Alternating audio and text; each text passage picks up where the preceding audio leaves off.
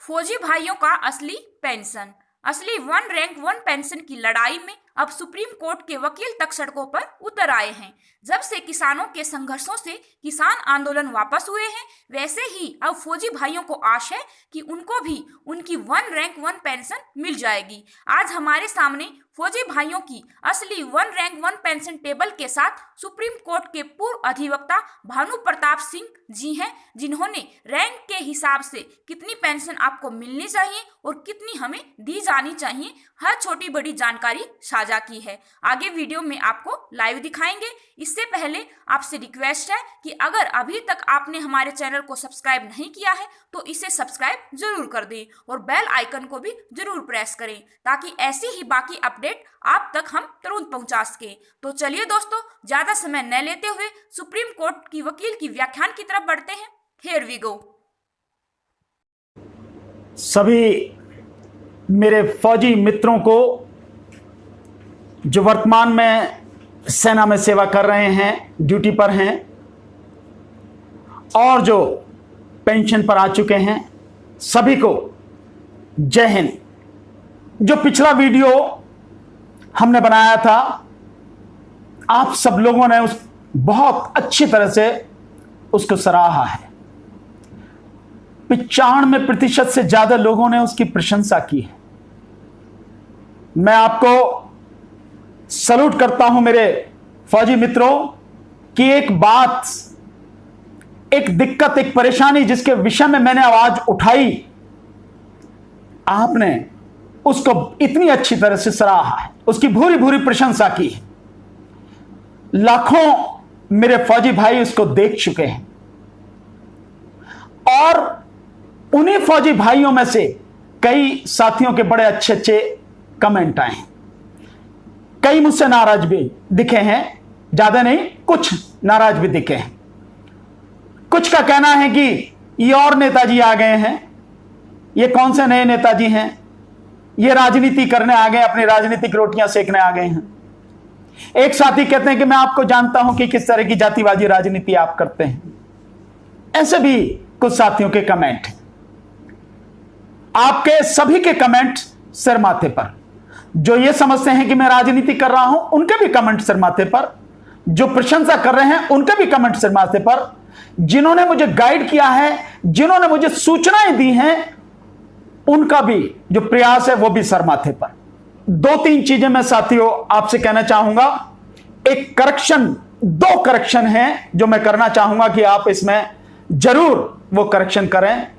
साथियों, मैंने जो पहले फोन नंबर दिया था वो मेरा ही फोन नंबर है, लेकिन अनफॉर्चुनेटली वो फोन मेरा किसी दूसरे काम में आ रहा है और मेरे पास है नहीं किसी वजह से। तो आपके फोन उस पर आते हैं, मैं आपसे कांटेक्ट नहीं कर पा रहा हूं। मेरा आपसे निवेदन है कि ये जो नंबर मैं आप दे रहा हूं आज, आप मेरे इस नंबर पर जब भी चाहें फोन करें और इसी नंबर पर आप मुझसे फोन करें, मुझसे बात करें। मैं नंबर बताता हूं, 7840868666 7840868666 ये मेरा नंबर है साथियों। ये मेरे पास हमेशा रहता है। अगर मैं किसी वजह से आपका फोन नहीं उठा पाया तो मैं निश्चित रूप से शाम को आपसे बात करूंगा, पर इससे सारी सूचना, सारा जो आपके फोन वगैरह है, मुझे पता लगेगी कि हां आप साथियों ने फोन किया है। तो उस एक साथी हैं, उन्होंने करेक्शन किया है और बिल्कुल सही करेक्शन है। मैं उसको करेक्ट करता हूं कि मैंने पहले यह कहा था कि जो सीएसडी कैंटीन से जो गाड़ियां मिलती हैं और जो गवर्नमेंट के नॉर्म्स हैं, गवर्नमेंट का नॉर्म के हिसाब से मैंने जो बोला था वो ये था कि जो डीजल की गाड़ियां हैं उनकी उम्र 15 साल और जो पेट्रोल की गाड़ियां हैं उनकी उम्र 10 साल। एक साथी ने करेक्शन किया और बिल्कुल सही है। मैं इसे करेक्ट करता हूं कि अब जो सही स्थिति है वो ये है कि जो डीजल की जो गाड़ियां हैं उनकी उम्र सरकार के हिसाब से 10 साल, वो जल्दी खराब हो जाती हैं, और जो पेट्रोल की गाड़ियां हैं उनकी जो उम्र है वो 15 साल, वो देर में खराब होती हैं। ये सही है। डीजल की 10 साल, पेट्रोल की 15 साल। ये करेक्शन मैं समझता हूं आप इसके लिए मुझे क्षमा भी करेंगे और करेक्ट इस बात को करेंगे। अब साथियों एक चीज और, जिसके बाद मैं आपकी चीजें कहूंगा। कुछ साथी ये समझते हैं कि मैं वोट लेने की राजनीति कर रहा हूं। साथियों, मैं राजनीतिक पार्टी चलाता हूं, राजनीतिक पार्टी का, राष्ट्रीय जनहित संघर्ष पार्टी का मैं राष्ट्रीय अध्यक्ष हूं। यह सच है, यह सच रहेगा। पार्टी बनाई है, बहुत सोच समझ के बनाई है, उसके लिए हम काम करेंगे, अपने हिसाब से हम सारा काम करेंगे। लेकिन मैं जीवन भर अपने लिए, इस पार्टी के लिए आपसे कभी वोट के लिए नहीं करूंगा। मेरे फौजी भाई इस बात को नोट करें, मेरे फौजी मित्र जितने भी हैं, मैं आपसे व्यक्तिगत रूप से अपने लिए और अपनी पार्टी के लिए कभी वोट के लिए नहीं कहूंगा। ध्यान रखें। देखे होंगे आपने पॉलिटिशियन, झूठे पॉलिटिशियन देखे हैं, जैसे आपके साथ में धोखा जिन जिन्होंने किया है, कह के भी आपको नहीं दिया, आप सब देख रहे हैं। एक को नहीं, सबको देखा है आपने। पर हम भी राजनीति में हैं, आने वाला वक्त हमें भी बताएगा, दिखाएगा, आपको सामने सिद्ध करेगा। कभी भी जीवन में अपने लिए व्यक्तिगत आपसे किसी तरह की मदद नहीं मांगूंगा, किसी तरह की अपने लिए वोट नहीं मांगूंगा, न ही अपनी पार्टी राष्ट्रीय जनहित संघर्ष पार्टी के लिए आपसे वोट देने के लिए नहीं कहूंगा। राजनीति करते हैं, करते रहेंगे, जरूर करेंगे, क्योंकि आप नहीं समझते, मैं समझता हूं कि राजनीति के बिना कुछ नहीं है। ये जो आप लड़ाई सारी लड़ रहे हैं, ये राजनीति से ही हल होगी, राजनीति के बिना हल नहीं होगी। आप किससे डिमांड कर रहे हैं? प्रधानमंत्री से, राष्ट्रपति से? कौन है वो? राजनीतिज्ञ। किस पार्टी से डिमांड कर रहे हैं? वो पार्टी से जिससे भी बात कर रहे हैं, वो पार्टी से जुड़े हुए जो लोग क्या है, वो राजनीतिज्ञ हैं। तो राजनीति के बिना आपकी समस्या का समाधान नहीं है। आपकी समस्या का समाधान राजनीति से ही होगा। और मैं इसीलिए आपसे तब भी कहा था कि राजनीति को समझना जरूरी है, बाहर नहीं बैठना है, राजनीति में अंदर आके, राजनीति में घुस के अपनी लड़ाई को लड़ना है, अपने भाइयों के हक को दिलवाना है। बिना इसके संभव नहीं है। बाहर बैठे, आप बैठे रहिए, कोई नहीं सुनता। यहां तो सब सारी की चीजें ऐसी बट्टे खाने में, खत्ते में जाती हैं, कोई फर्क नहीं पड़ता। यह स्थिति है। तो मैं आपसे यही कहूंगा, राजनीति करो, खुल के करो, तरीके से करो, और ऐसे करो ताकि आपको, आपके सारे भाइयों को, मेरे सभी फौजी मित्रों को, जवानों को न्याय मिल सके। अब दूसरी बात साथियों, मैं आपके साथ में इसलिए हूं क्योंकि मेरा एक व्यवहार है कि जिसके साथ अन्याय होता है, मैं उसके साथ खड़ा होता हूं। जिसके साथ अन्याय और अत्याचार हो रहा है, मैं उसी का सहयोगी हूं, मैं खड़ा हूं। और क्योंकि मैं जानता हूं कि इस देश के जो सैनिक हैं, जो जवान हैं, उनके साथ घोर अन्याय और अत्याचार हो रहा है, मैं इसलिए आपके साथ में खड़ा हूं और खड़ा रहूंगा जीवन की अंतिम सांस तक। आप मुझे छोड़ के चले जाओ, धोखा देके चले जाओ, मैं आपको छोड़ के जाने वाला नहीं हूं। जब तक आपकी लड़ाई आप जीत नहीं जाएंगे, मैं आपके साथ कंधे से कंधा मिलाकर, कदम से कदम मिलाकर चलता रहूंगा और पूरी मजबूती के साथ खड़ा हूं। आपसे वोट नहीं चाहिए मुझे, मैं वोट के लिए नहीं आया, वोट नहीं मांगा आपसे। अब मैं उस बात पे आता हूं जो आपकी दिक्कतें हैं। मैं धन्यवाद देता हूं, जो भी इंफॉर्मेशन मेरे पास आई, जो भी मैंने पहले बताई, उन इंफॉर्मेशन के आधार पर मैंने जो देखा है, उसके हिसाब से जो आपकी समस्याएं हैं, मैंने जो कैलकुलेट की हैं, आपकी कुल 18 समस्याएं हैं। 18 टोटल समस्याएं। मैं आज सबके विषय में नहीं कहूंगा, लेकिन मैं जो आपकी समस्याएं हैं उनको बताता हूं, और किसके विषय में कहूंगा यह भी मैं बताऊंगा। आपकी सबसे पहली समस्या है OROP, 1 रैंक 1 पेंशन। दूसरी है सर्विस पेंशन। तीसरी है विडो पेंशन। चौथी है डिसेबिलिटी पेंशन। पांचवी है 7th पे कमीशन ने जिस तरह का भेदभाव किया, 7th पे कमीशन, जिसमें मल्टीप्लाई फैक्टर हैं 2.81 वाले। आपका छठी समस्या है MSP की, यानी मिलिट्री पे सर्विस जो है आपकी। सातवीं है CSD कैंटीन, और CSD कैंटीन में भी 3 समस्याएं हैं मेन रूप से। नंबर 1, जो गाड़ी मिलती है ऑफिसर्स को और आपको, उनमें जो भेदभाव है, जो राशन मिलता है उनमें जो भेदभाव है, और जो कैंटीन सीएसडी कैंटीन का प्रॉफिट होता है उस प्रॉफिट को कहां लगाना चाहिए और कहां लगाया जा रहा है, ये जो आपकी दिक्कत है, ये 3 समस्या हैं। ये नंबर 8, सिक्योरिटी एजेंसीज, जो सिक्योरिटी एजेंसीज आप कहते हैं कि वो ऑफिसर्स को मिलती, जवानों को नहीं मिलती, ये एक आपकी बड़ी वैलिड समस्या है, सिक्योरिटी एजेंसीज। नंबर 9, ECHS, यानी जो ECHS की है आपकी, ये जो हेल्थ स्कीम है, ये health scheme, ex serviceman contributory health scheme, ये एक आपकी समस्या है, जो इसमें भ्रष्टाचार है, जो भेदभाव है। एक है आपकी बटमैन यानी हेल्पर की जो समस्या है। नंबर 11, जो मेडल मिलते हैं वो मेडल क्यों अधिकारियों को ही ज्यादा मिलते हैं, फौजियों को, सैनिकों को क्यों नहीं मिलते हैं, इसमें जो भेदभाव है। नंबर 12, AGI यानी आर्मी ग्रुप इंश्योरेंस जो है, एक ये आपकी समस्या है। नंबर 13, जो 1965 और 1971 की जो जंग हुई थी पाकिस्तान के साथ, उसमें जो भारतीय सैनिक पाकिस्तान के कब्जे में है और पाकिस्तान की जेलों में है, सरकार की तरफ से उनकी रिहाई के लिए कोई काम अभी तक नहीं किया गया, ये एक आपकी बड़ी वैलिड समस्या है। एक है जो रिजर्व पेंशनर हैं, उनकी जो 62 के युद्ध वगैरह में आ गए थे और उनकी जो पेंशन है, जो वो भी एक आपकी समस्या है। एक है आपकी ऑनरेरी रैंक पेंशनर, ये भी एक आपकी समस्या है। एक और नई समस्या है जिसमें हो रहा है कि उसकी रैंक किस तरह के होने चाहिए, सेना के कोई ऑफिसर्स की बनाई गई है, कमेटी वगैरह बनाई जा रही है किस तरह से। NFU यानी नॉन फंक्शनल अपग्रेड, यानी ऑफिसर्स को 3 ग्रेड का प्रमोशन, अगर वो मेजर रैंक तक भी है तो उसे कैसे दे दिया जाता है, और लेफ्टिनेंट कर्नल के रैंक का उसको जो है वो मिलता है, जो प्रमोशन है वो मिल जाता है, वो ग्रेड उसको मिल जाता है, और आपको नहीं मिलता, किस तरह की वो चीजें हैं। तो NFU जो है एक ये भी आपकी समस्या है जिसके विषय में। एक है आपका DA, आपका महंगाई भत्ता रोका गया है। महंगाई भत्ता क्यों आपको नहीं दिया गया, जब इतनी महंगाई है तो क्यों नहीं दिया जाता, वो क्यों रोका गया बिना पूछे बिना बताए, एक है। और एक है साथियों जो भ्रष्टाचार है, सेना में जो भ्रष्टाचार है, वो भर्ती में है, वो ECHS में है, वो कैंटीन में है, वो सेना के लिए जो इक्विपमेंट्स खरीदे जाते हैं उनमें है, और जो बटमैन वाला भ्रष्टाचार है वो।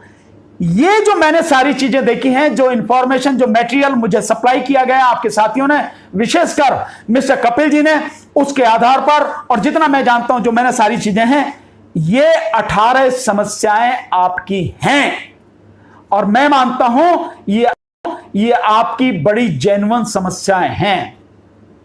और इन सब में एक सबसे बड़ी जो समस्या है जिससे भेदभाव झलकता है कि जो भी कमेटी बनाई गई, चाहे पेंशन तय करने के लिए, चाहे पे कमीशन में, या कहीं किसी भी तरह की, कहीं भी जवानों को उन कमेटी में नहीं रखा गया, केवल और केवल ऑफिसर्स को रखा गया, जिसका नतीजा यह हुआ ऑफिसर्स ने अपने लिए तो सब कुछ कर लिया और जवान वहीं के वहीं रह गए, जवानों के लिए कुछ नहीं किया। और जवान आज भी इस तरह से, मैं ये कहूं कि बड़ी अजीब सी स्थिति है, इतनी भयानक, इतनी गुलामी की जिंदगी, इतनी कठिन जिंदगी जी रहे हैं जिसका अंदाजा नहीं है। इस देश की जनता को नहीं पता कि भारतीय सेना में ऑफिसर्स और जवानों के बीच में कितना बड़ा भेदभाव, और जवानों के साथ, सैनिकों के साथ कितना जबरदस्त भेदभाव और अन्याय और अत्याचार हो रहा है। यह जनता को पता होना चाहिए कि सेना की क्या स्थिति है। जनता को कुछ मालूम ही नहीं है, तो अगर मालूम नहीं है तो वो क्या कहेगी, कैसे आपके साथ आएगी, कैसे खड़ी होगी। ये जो सारी की सारी चीजें हैं, मेरा यही प्रयास है कि जनता को ये सारी चीजें पता लगे, उसी के लिए मैं कोशिश कर रहा हूं। तो आपके जो साथ है, अब मैं इसमें से आज आपके सामने जो मैं बाकी पॉइंट जो बाद में लूंगा, लेकिन आज इस वीडियो में मैं 4 पॉइंट आपके साथ डिस्कस करूंगा जिनमें बड़ा जबरदस्त भेदभाव है। मैंने भी कुछ कैलकुलेट किया, आपने भी कैलकुलेट करके भेजा, वही मैं आपके सामने सारी चीजें रखूंगा। Number 1 OROP, number 2 service pension, number 3 विधवा पेंशन, नंबर 4 डिसेबिलिटी पेंशन, और नंबर 5 7th पे कमीशन। आज केवल इन्हीं 5 विषयों पर बात हम करेंगे। अब मैं आता हूं OROP, 1 रैंक 1 पेंशन। साथियों, जो मुझे आपने इंफॉर्मेशन भेजी है, मैं पूरी तरह आपसे सहमत हूं कि OROP ये बेसिकली जवानों के लिए था, ऑफिसर्स के लिए नहीं था। लेकिन इसका सारा फायदा ऑफिसर्स लेके चले गए और जवान बिल्कुल खाली हाथ वहीं की वहीं रह गए। ये जो ओआरओपी है, आपने बिल्कुल सही कहा, जवानों के लिए इसलिए है ये ओआरओपी कि जवान जो भर्ती होता है 18 साल की उम्र में भर्ती होता है और लगभग 35 साल की उम्र में उसे फौज से कमीशन दे दिया जाता है, फौज से छुट्टी दे दी जाती है, वो फौज छोड़ के उसको भेज दिया जाता है घर। यानी कि एक तरह से कहें कि वो रिटायर होके आ जाता, पेंशन होके आ जाता है, ज्यादा से ज्यादा 35 साल की उम्र में। और जो जेसीओज हैं या यूं कहें कि जो सूबेदार मेजर हैं, वो ज्यादा से ज्यादा 42 साल तक की, अगर जो इंफॉर्मेशन आपकी है इस हिसाब से अगर मैं सही कर रहा हूं, अगर इसमें भी कहीं है तो करेक्ट कीजिए जरूर मुझे, क्योंकि हम ये चाहते हैं कि चीज बिल्कुल मुझे भी आपको भी पूरी तरह से क्लियर हो, साफ मालूम हो, कहीं कोई गड़बड़ी ना हो, ताकि जब ये बात हो, जब आपकी लड़ाई हो और जब सरकार के सामने बैठा जाए, आंख में आंख डाल के बात की जाए, तो हमें सब चीज क्लियर होनी चाहिए और हम सरकार के आंख में आंख डाल के कह सकें ये गलत है, ऐसे करना है, सैनिकों को ये दिया जाए। तो मैक्सिमम 42 साल, और फौजी जो है, जो सैनिक है 35 साल की एज में रिटायर होकर घर आ जाता है, तो उसकी जो बकाया जिंदगी है। और जो ऑफिसर्स हैं, वो ऑफिसर्स कब रिटायर होकर आते हैं? ऑफिसर्स 58 साल से 60 साल की उम्र में रिटायर होकर आते हैं। तो जब 60 साल की उम्र में रिटायर होकर आते हैं, इसका मतलब यह है कि पूरा जो सर्विस का, गवर्नमेंट जॉब का जितना भी वो होता है, वो पूरा करके आते हैं। अब जो आपकी एक्सप्लेनेशन है मैं उसके हिसाब से आपको कह रहा हूं, जो सैनिक है जब वो 35 साल की उम्र में आता है रिटायर होके, माना उसकी शादी जो है 22, 23, 24 साल में हो गई, 25 साल में उसका बच्चा हो गया, तो जब 35 साल में आ गया उसका बच्चा 10 साल का होता है, उसके पास में पेंशन के अलावा और कोई बेनिफिट है ही नहीं, उसको नौकरी भी नहीं मिलती है, बड़ी दिक्कतें आती हैं। तो केवल उसके पास में जो उसके परिवार का, उसका गुजारे का जो है वो केवल पेंशन है, पेंशन के अलावा उसके पास कुछ नहीं है। और वो पेंशन भी अगर सिर्फ इतनी हो, ऊंट के मुंह में जीरा जरा सी हो, तो वो इस महंगाई के दौर में, ऐसे समय में कैसे अपने बच्चों को पढ़ाएगा, कैसे अपने बच्चों का पालन पोषण करेगा, कैसे अपना जीवन यापन करेगा, अपने माता पिता को कहां से रोटी खिला पाएगा। इसलिए वो जो पेंशन है वो ओआरओपी यानी one rank one pension, basically मैं आपसे पूरी तरह सहमत हूं, वो जवानों की है, ऑफिसर्स की नहीं है। खैर कोई बात नहीं, ऑफिसर्स को मिल गई, ऑफिसर्स को मिल गई, मैं मानता हूं इस पर दिक्कत नहीं हमें करनी चाहिए। लेकिन जिस अनुपात में ऑफिसर्स को मिली है, उसी अनुपात में, उसी परसेंटेज में वो सारे के सारे सैनिकों को, जो हमारे फौजी भाई हैं, जवान हैं, उनको भी मिलनी चाहिए वन रैंक वन पेंशन। क्यों? क्योंकि जो ऑफिसर का, जब ऑफिसर रिटायर होकर आता है 60 साल की उम्र में, तो ऑफिसर का जो बच्चा है उसकी शादी होगी माने 24-25 साल में, उसी तरह से 25 साल में उसका जो बेटा हो गया, बेटा जो है जब वो रिटायर होकर आता है तो उसका बेटा भी करीब 30-35 साल का होता है ऑफिसर का, और उसका जो बच्चा होता है जब उसकी भी शादी, मान लें कि उसकी भी शादी अगर उसी 23-24 साल की उम्र में हो गई, तो उस समय, जिस समय जो अफसर रिटायर होकर आता है, उस समय उसका बच्चा, बेटा करीब 35 साल का और उसका पोता वो 10 साल का। तो आप देखिए कि जब रिटायर होकर जवान आता तो उसका बेटा वो 10 साल का, और जो ऑफिसर रिटायर होकर आता है तो उसका पोता 10 साल का होता है। और ऑफिसर्स को उसके रैंक और उसके प्रमोशन, उसके ग्रेड वगैरह जो भी हैं वो मिलते चले जाते हैं। वैसे ही इतना भारी अंतर है तो उससे पैसे की कोई कमी नहीं होती, इतनी सुविधाएं जिस तरह से दी जा रही हैं उन्हें कोई कमी नहीं। लेकिन सैनिक के पास केवल इस वन रैंक वन पेंशन, इसके अलावा कुछ नहीं है, उसके पास और कोई दूसरा सहारा नहीं। इसलिए ये वन रैंक वन पेंशन ये जवानों की थी, लेकिन जवानों को ही नहीं मिली, जवानों के साथ में धोखा हुआ, उनके साथ छल हुआ, चीट किया गया उनको, जवानों को ये सब चीजें भुगतनी पड़ रही हैं। इसलिए मैं पूरी तरह से आपसे सहमत हूं, आपकी है, आपको मिलनी चाहिए।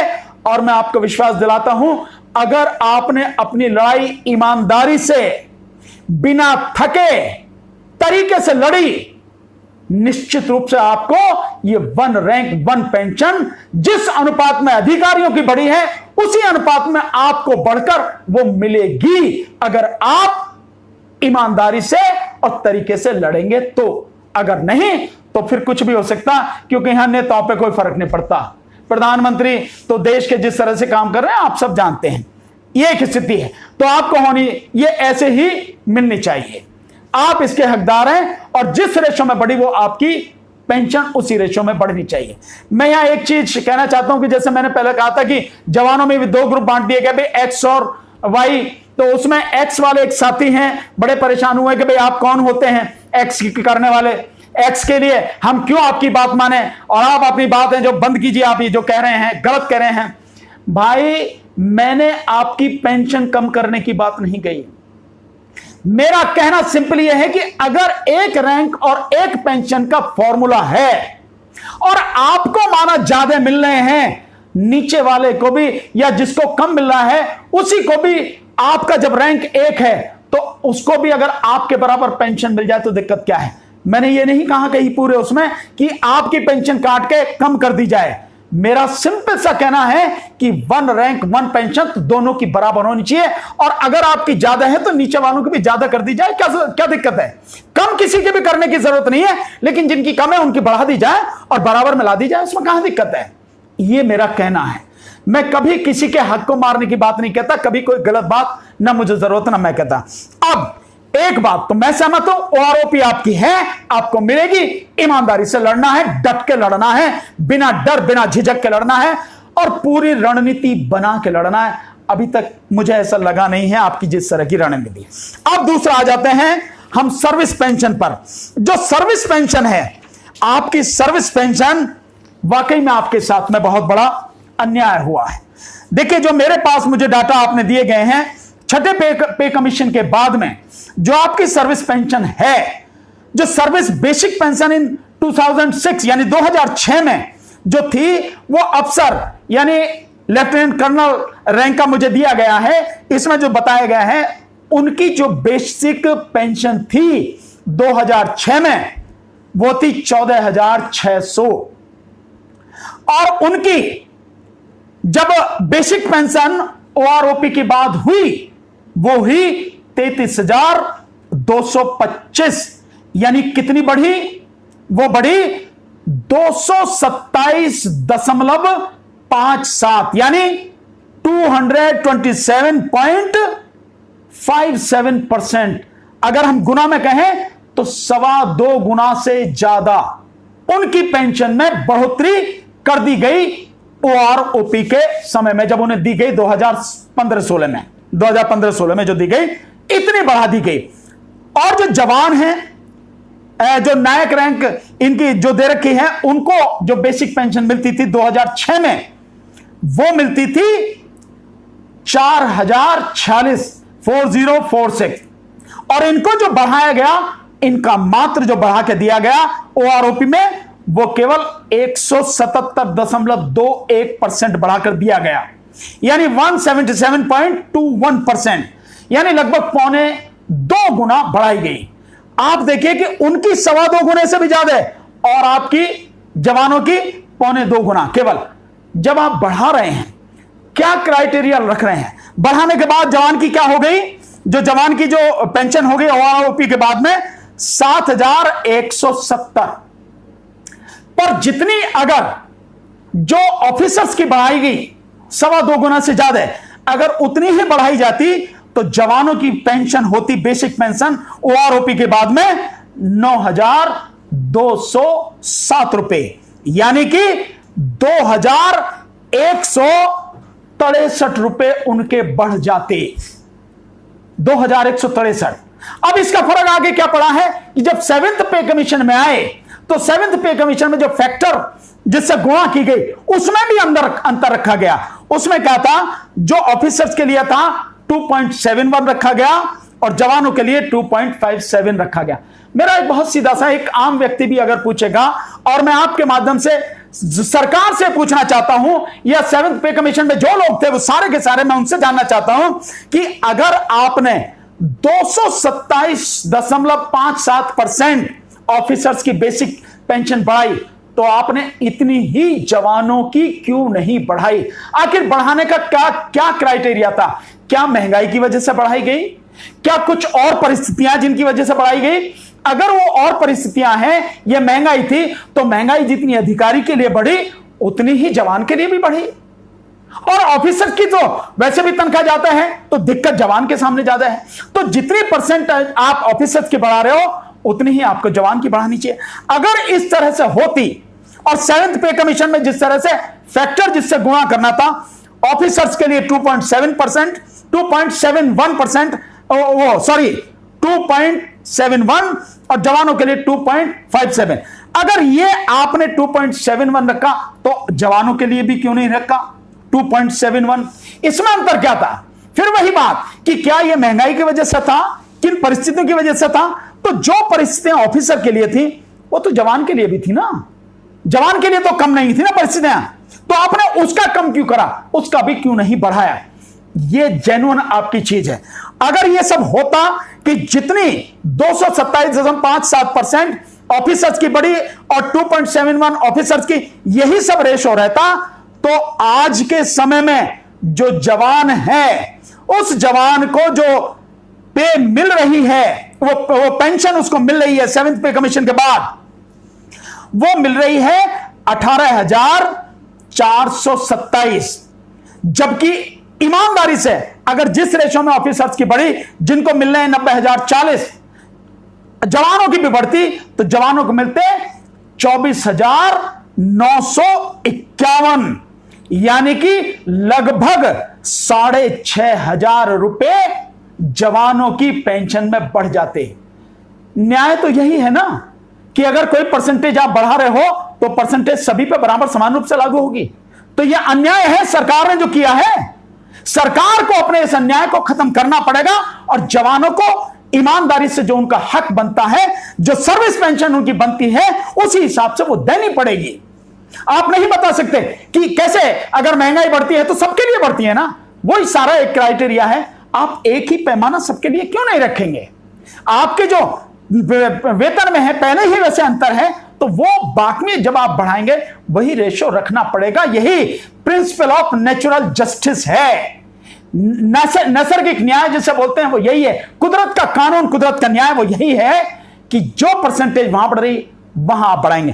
ठीक इसी तरह से अब मैं आता हूं आपकी जो है जो विधवा पेंशन है, विधवा पेंशन में भी बहुत जबरदस्त आपके साथ में अन्याय हुआ है साथियों। मैं समझ रहा हूं, ये सारी चीजें समझने की कोशिश कर रहा हूं। धीरे धीरे आपके साथ कंधे से कंधा मिलाकर लड़ेंगे और जीतेंगे। विधवा पेंशन में आप देखिए कि विधवा पेंशन जो अफसर की जो विधवा है, लेफ्टिनेंट कर्नल रैंक इसमें बताया हुआ, वो 2006 में था 5,880, जिसमें इन्होंने ओआरओपी के बाद बढ़ोतरी की 339.03% की, यानी लगभग 3.5 गुना, लगभग थोड़ी सी कम 3.5 गुना से इतनी बढ़ा दी। तो वो पेंशन बढ़ के हो गई 5,880 से बढ़ के हो गई 19,935। लेकिन इसी अनुपात में इन्होंने जवानों की नहीं बढ़ाई। जवानों की किस अनुपात में बढ़ाई? जवानों की मात्र प्रतिशत 122.91%, 122.91% केवल जवानों की बढ़ाई। और जवानों की जो मिलती थी उन्हें 3,500 मिलते थे, वो बढ़ के मात्र कितने हो गए? 4,302, यानी 4,302। अगर ईमानदारी से जो प्रतिशत आपने अफसर की विधवा में बढ़ाया था पेंशन में, वही ईमानदारी से इसी में, क्योंकि हालत तो सबके एक ही है ना, जो बढ़ाने का क्राइटेरिया है वो तो एक ही होगा ना। अगर दूसरा कोई क्राइटेरिया आपने लगाया तो वो गलत है, सरकार ने जो लगाया गलत है। तो जो आपका क्राइटेरिया है वो क्राइटेरिया एक होगा, एक होना चाहिए। और इसके बाद अगर आप जवान की जो विधवा की पेंशन वो बढ़ाते, वो भी 339.03% अगर बढ़ती, तो ओआरओपी के बाद जवान की विधवा की पेंशन होती 4,302 के स्थान पर 11,866 रुपए, 11,866 रुपए। और जो फिर आगे 7th पे कमीशन में फैक्टर जोड़ा गया वो फैक्टर 2.7%, 2.71 का, जिससे मल्टीप्लाई किया गया ऑफिसर्स के लिए। तो ऑफिसर की जो विधवा है उसकी बेसिक पेंशन हो गई अब 54,024 रुपए, और जवान की उसमें भी कम 2.57, फिर उसी तरह जो सर्विस पेंशन की तरह, तो उसकी रह गई इस समय जो उसे मिल रही है वो 11,057, जबकि ईमानदारी से होना यह चाहिए था कि 2.71 का जो फैक्टर है मल्टीप्लाई करने का वो जवानों को भी मिलना चाहिए था। और अगर उस हिसाब से दिया जाता और पहले भी जैसे ठीक किया जाता 339.03%, तो आज जवानों की विधवा को जो पेंशन मिलती वो 32,157 रुपए मिल रही होती, यानी 11,057 के स्थान पर 32,157 मिल रही होती। मतलब यह कि 21,000 से भी ज्यादा की उसमें बढ़ोतरी होती, जो नहीं हुई। और जो गलत हुआ, अन्याय हुआ, अत्याचार हुआ जवानों के साथ, सैनिकों के साथ, वो जो अपनी जान की परवाह न करके सीमा पर डटे रहते हैं, आतंकवादियों से लड़ते हैं, और जब शहीद होते हैं तो उनके परिवार को कोई देखने वाला नहीं, और उनकी शहादत की बदौलत हम सब सुख और चैन से अपने घरों में जीते हैं। सरकार को उनके विषय में सोचना चाहिए था, उनके साथ पूरी तरह ईमानदारी से काम करना चाहिए था, लेकिन नहीं हुआ। अब मैं आता हूं जो चौथी चीज है आपकी, वो बड़ा भयानक, बहुत ही जबरदस्त अन्याय है। और अन्याय इससे भी ज्यादा है कि सरकार जो एक सूचना देती है वो सूचना सैनिकों का मनोबल तोड़ने की। मैं उसे एक बार जरूर देखना चाहूंगा, पर फिर भी मैं अभी आप ही की बात को लेकर चल रहा हूं जिसमें मैं अपनी बात कह रहा हूं, वो है डिसेबिलिटी पेंशन। ये जो डिसेबिलिटी पेंशन है एक बहुत सिंपल सा सिद्धांत है, चाहे जवान हो, चाहे ऑफिसर हो, या कोई भी साधारण व्यक्ति हो, अगर युद्ध में या काम करते हुए, सर्विस पर रहते हुए, ड्यूटी के समय पर किसी की किसी तरह की क्षति होती है, माना किसी का हाथ कटता है तो जवान का हाथ कटता है, उसकी भी वही कीमत है। ऑफिसर का हाथ कटता है उसकी भी वही कीमत है। जो साधारण व्यक्ति है उसकी भी वही कीमत है। हाथ में क्या अंतर हो सकता है, या पैर कटता है तो उसमें क्या हो सकता है, कोई भी किसी तरह की एक ही समान जो इंजरी है, जो घाव हैं, जो चोटें हैं, उनमें समान रूप से उनको कंपनसेशन दिया जाना चाहिए। पर इतना बड़ा भेदभाव, बहुत अफसोस की बात है, इतना बड़ा भेदभाव सेना में चल रहा है और कोई बोलने वाला नहीं, कोई नेता नहीं, कोई मंत्री नहीं, कहीं किसी एंगल से, किसी कोने से कोई आवाज नहीं उठती है। बहुत अफसोस की बात है, और जनता को कुछ मालूम है नहीं। जवान क्योंकि सेना में हैं और अनुशासित हैं, कह नहीं पाते हैं। बहुत अफसोस की बात है। मैं बताऊंगा, देखिए अब मैं बताता हूं जो मेरे आपके साथियों ने इंफॉर्मेशन दी है उसी के आधार पर मैं वो सारी आपको बता दूं। कितना बड़ा अन्याय है, ये जनता को पता लगनी चाहिए कि कितना घोर अन्याय और अत्याचार हो रहा है, किसी ने सोचा भी नहीं होगा। आप देखिए कि जो ऑफिसर्स की डिसेबिलिटी पेंशन है, 3 तरह की डिसेबिलिटी पेंशन है। Normal rate of 100% disability pension, war injury 100% disability pension, और war injury 100% invalid out disability pension. ये ऑफिसर्स की और यही जो है जवानों की। अंतर क्या है आप देखिए। जो डिसेबिलिटी बेसिक पेंशन थी 2006 में, जो नॉर्मल रेट 100% डिसेबिलिटी पेंशन थी ऑफिसर्स की 5,880 बेसिक वो थी। उसको जब ओआरओपी के बाद दिया गया तो उसकी बढ़ाई गई 459.18%, यानी 459.18%, यानी 4.5 गुना से भी ज्यादा। और यही वार इंजरी 100% डिसेबिलिटी पेंशन में भी बढ़ाई गई। और ये जो war injury 100% invalid out disability pension है, इसमें बढ़ाई गई 765.31%, यानी 765.31% बढ़ाई गई, मतलब 7.5 गुना से ज्यादा। और उसके बाद क्या हुआ, ऑफिसर्स की पेंशन 5,880 से बढ़ के हो गई 27,000, उसमें नॉर्मल वाले में, और वार इंजरी वाले में 100% में 11,760 से बढ़कर हो गई 54,000, और war injury invalid out of disability वो हो गई 11,760 से बढ़ के 90,000 और फिर उसमें 7th पे कमीशन के बाद जो फैक्टर जोड़ा गया 2.81%। उसके बाद आज की तारीख में जो ऑफिसर्स को मिल रही है नॉर्मल रेट 100% डिसेबिलिटी मिल रही है 75,870। वार इंजरी 100% डिसेबिलिटी मिल रही है 1,51,740 और war injury 100% invalid out disability pension मिल रही है 2,52,900। अब आ जाइए जो जवान है, जवानों के साथ क्या हो रहा है। जवानों को मिल रही है जो नॉर्मल रेट वाली जो है पहली कैटेगरी वाली, पहले उनको मिलती थी 2006 में 3,510 3,510 वो मिलती थी, वो कोई चेंज नहीं हुआ।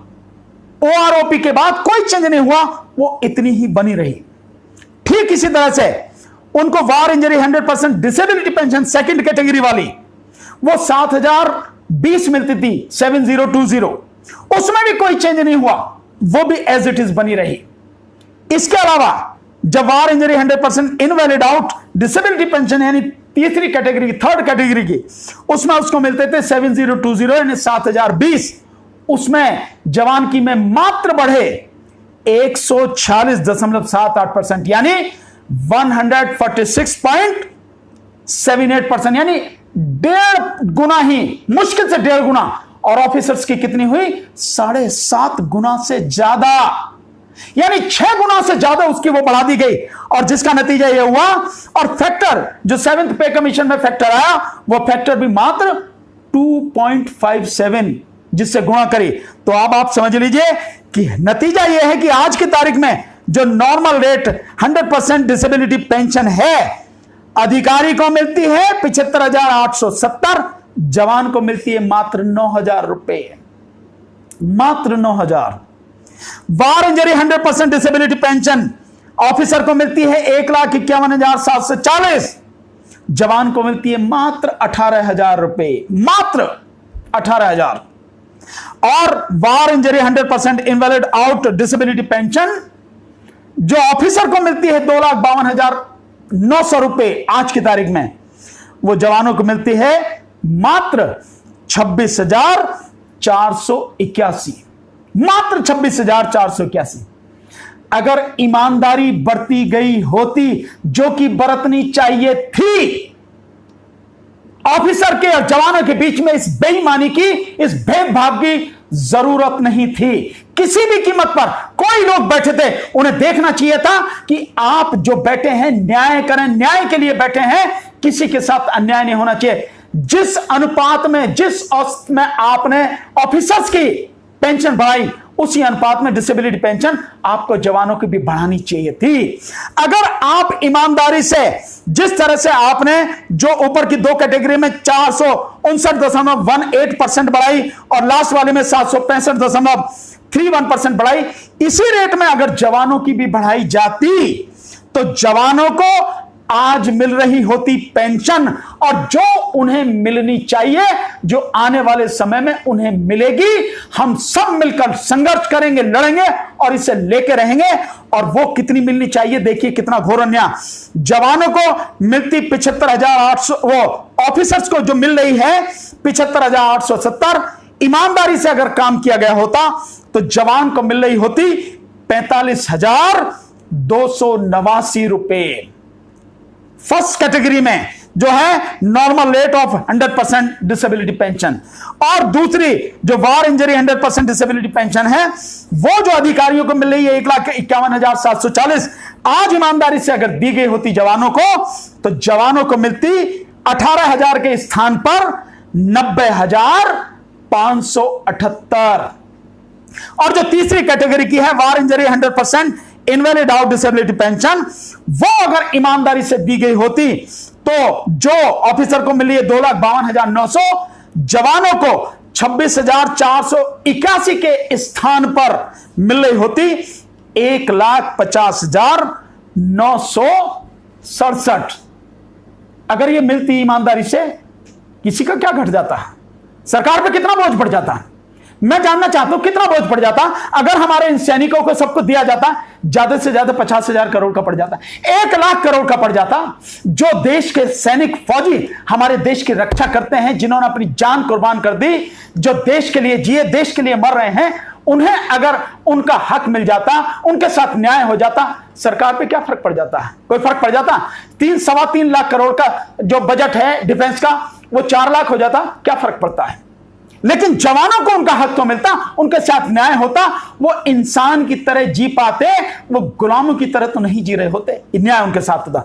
अब आखिर में जो आपके साथ, जो आखिर में लास्ट है, जो सबसे बड़ी बेईमानी आपके साथ हुई, वो हुई 7th पे कमीशन ने, जिसने जो क्राइटेरिया दिए आपके लिए, जो क्राइटेरिया दिए वो क्राइटेरिया उसने बना दिए आपके लिए 2.57 का जो गुणा करी और जो मल्टीप्लाई किया फैक्टर, और जो ऑफिसर्स के लिए था वो 2.67 से लेके 2.72, 2.78 और 2.81, जनरली मान लिया जाए 2.81।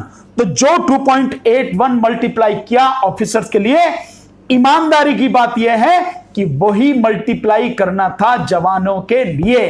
तो 7th पे कमीशन में आपके साथ इस तरह से अन्याय हुआ, शुरू से आपके साथ अन्याय हुआ।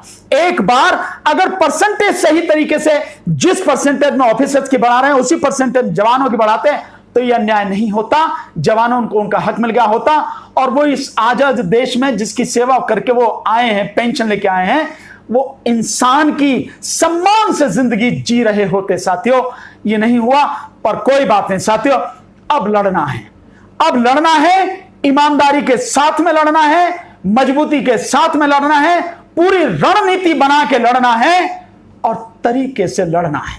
एक चीज और बता दे रहा हूं साथियों, कुछ साथियों ने कहा है कि आप सुप्रीम कोर्ट में लड़िए। आप सुप्रीम कोर्ट को नहीं जानते, आप में से कई लोगों ने पिटीशन डाल रखी है, मालूम है क्या हुआ, क्या स्थिति रही, समझ में तो आ रहा होगा। फिर भी आप कहते हैं कि सुप्रीम कोर्ट में जाएं। सुप्रीम कोर्ट में जाने से आपको मिल जाएगा, उम्मीद है क्या? ये सारी चीजें इस छलावे में मत रहिए, इस बहकावे में मत रहिए। मैं एक सुप्रीम कोर्ट के जज साहब, उनका नाम नहीं बताऊंगा आपको, लेकिन उनसे जब एक बार बात हुई तो उन्होंने कहा कि जितनी भी हो सके कोशिश पॉलिटिकल एंड पर अपने जो मसले हैं उनको सुलझाने की कोशिश कीजिए। कोर्ट में आपको क्या मिलेगा, क्या नहीं मिलेगा, नहीं मिलेगा, कम मिलेगा, कम नहीं, आप कुछ नहीं कह सकते हैं। तो कोशिश कीजिए पॉलिटिकल एंड पे। तो मैं आपसे कहूंगा साथियों, आप कहेंगे मुझे अनुभव है, आप बाहर खड़े हैं, मैं अंदर खड़े होके सुप्रीम कोर्ट की स्थिति आपको बता रहा हूं, अदालतों की स्थिति आपको बता रहा हूं। मैं उस रास्ते को नहीं चुनने वाला हूं। मेरा रास्ता सीधा है कि जो कर सकते हैं, जो करने वाले हैं, जिनके हाथ में अधिकार है, वही करेंगे, उन्हीं से हम करवाएंगे, उन्हीं से लेकर रहेंगे। और फिर मैं आपको दोबारा कह रहा हूं, राजनीति से बाहर नहीं, राजनीति के अंदर आइए, अंदर आइए, अंदर आके खेल खेलिए, अपना हक लीजिए, लड़के संघर्ष करके लीजिए। हम आपके साथ में कंधे से कंधा और कदम से कदम मिला के खड़े रहेंगे साथियों। इसी के साथ आज का मैं ये वीडियो यहीं समाप्त करता हूं। बाकी और जो चीजें हैं आगे अगले वीडियोस में डिस्कस करेंगे। बहुत बहुत शुक्रिया। जय हिंद। तो दोस्तों, क्या आप सहमत हैं भानु प्रताप जी की इन बातों से? वीडियो अच्छा लगा हो तो अपने दोस्तों के साथ इसे शेयर जरूर कर लें और फौजी भाइयों के संघर्ष की लड़ाई को आगे बढ़ाएं ताकि जल्द से जल्द हमें न्याय मिल सके। धन्यवाद। जय हिंद, जय भारत, जय जवान, जय किसान।